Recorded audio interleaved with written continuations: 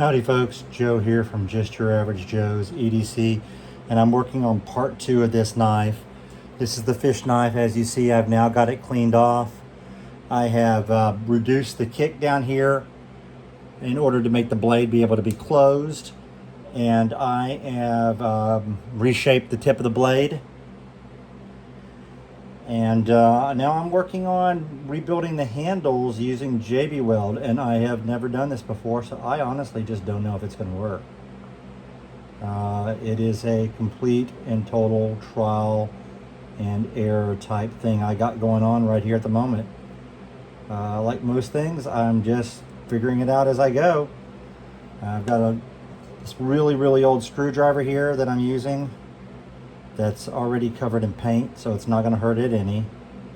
And now I am just trying to get this JB Weld in all of the places it needs to be, and then the idea is to get it a nice thick layer everywhere, and then hopefully I can get it fairly even and then just smooth it out with a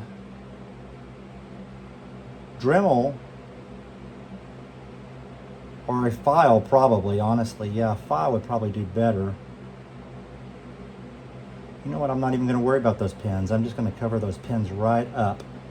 We're going to see how this goes. This could be a freaking disaster. I do not know. It also is going to depend on the amount of JB Weld. I suspect that I'm going to need a lot. I made a fair amount there to begin with, and it is not nearly enough, so I'm going to double it. I only have enough to do one side tonight. We're going to see. Honestly, I'm completely and totally winging this, and it may be a disaster. Let's see here. I'm going to mix this up. If you don't know, you mix the two parts of JB Weld up. I assume you know because you're on this channel. You want to get this stuff all together. You got to use it before it dries. Pancake batter right now. I'm trying to get this stuff nice and thick in there. Have a good coat of this stuff to smooth down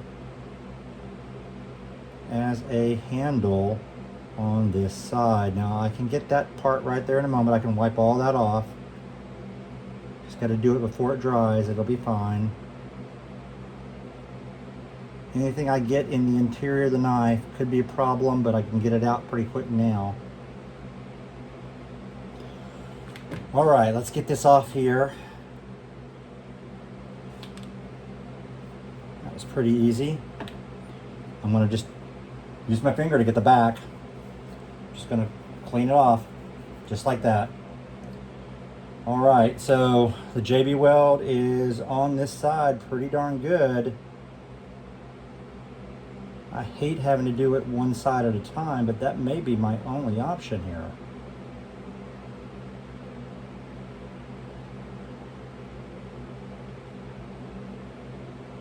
Smooth that a little bit.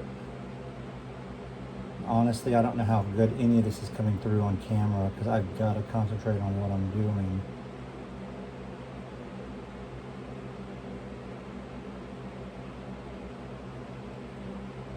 I have a little bit here.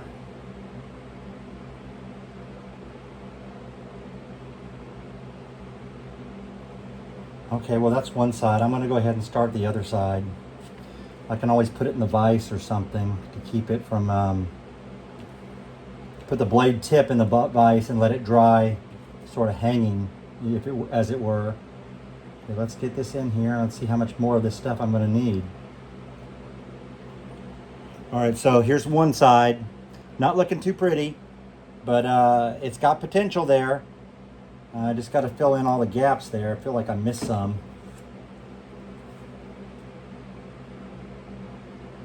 Fill in that gap right there.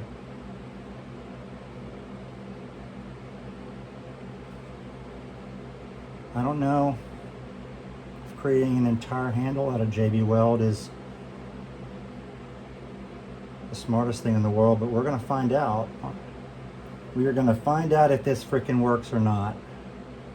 And I got a feeling it's gonna. I really do think it's gonna work, honestly. I've repaired enough handles and scales with JB Weld. Making one doesn't seem like that big of a jump. Trying to get that crease, that corner. I'm gonna call that good.